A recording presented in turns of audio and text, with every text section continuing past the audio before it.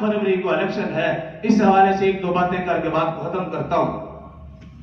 सबसे पहली बात आप ये बात ज़हन में डाल लें, बाद लोग ये समझते हैं कि जी सियासत मकर व फरेब और झूठ का नाम है। शरीफ आदमी का क्या काम है कि वो सियासत में जाए या इलेक्शन में हिस्सा ले या वो वोट डालने के चक्कर में पड़े। ऐसा शख्स याद रख ले वो बहुत बड़ी गलतफहमी में शिकार है, गलतफहमी का शिकार है और उस गलतफहमी का बहुत बड़ा नुकसान है। अगर हम इसी तरह सोचकर बैठे रहे तो उसका नुकसान क्या है? जब शरीफ आदमी सियासत में हिस्सा नहीं लेगा, इलेक्शन में नहीं खड़ा होगा, वोट नहीं डालेगा, तो शरीर लोग बढ़ते चले जाएंगे और वो अपना गंद फैलाएंगे, अपना जहर फैलाएंगे। वो जहर, वो गंद हमारे घरों तक पहुंचेगा, बल्कि पहुंच चुका है। अगर शरीफ आदमी आगे भरकर इस गंद को, इस जहर को खत्म नहीं करेगा तो फिर वही हाल होगा जो आज हम अपने माशरे में, अपने घरों में देख रहे हैं।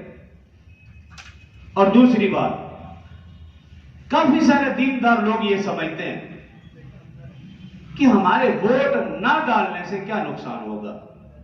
उनके लिए एक हदीस पेश करता हूं। रसूलुल्लाह सल्लल्लाहु अलैहि वसल्लम की एक हदीस है।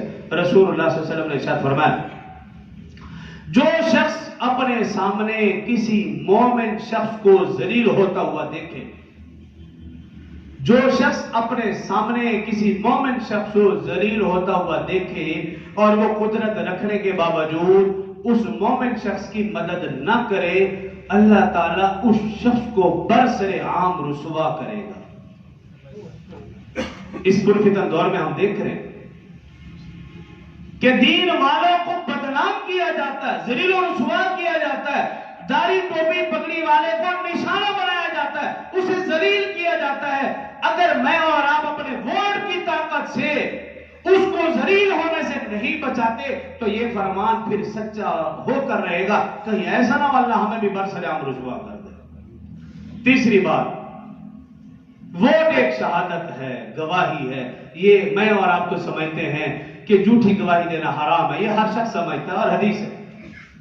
ये भी याद रख रहे, जिस तरह झूठी गवाही देना हराम है, बिल्कुल इसी तरह गवाही को छुपाना भी हराम है। बाद लोग वोट डालने जाते ही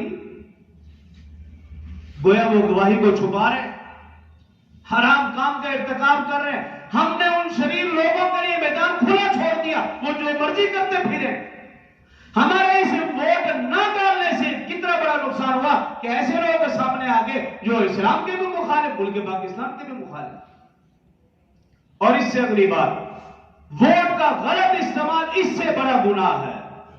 और हमारे यहाँ के हम ताल्लुकात की बुनियाद पर, बरादरी की बेस पर, मफाद परस्ती की खातिर क्या है जी, बस जो ताल्लुक वाला है, जानने वाला है, जिससे कुछ हासिल हुआ उसको वोट डाल दिया और ये समझते हमारी मजबूरी थी। ऐसा नहीं, ये भी बहुत बड़ा गुनाह।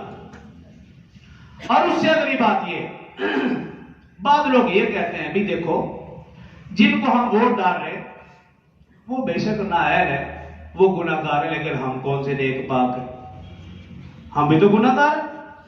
ये शैतान का बहुत बड़ा धोखा है।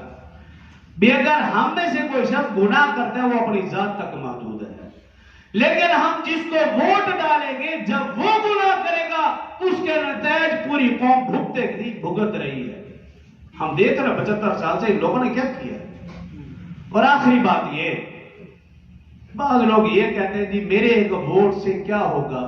अगर सारे लोग यही बात करें तो फिर बताएं मामला कहां तक पहुंचेगा। बाद लोग ये समझते हैं कि हमने अगर एक एमपीए बना भी लिया तो एक एमपीए क्या करेगा।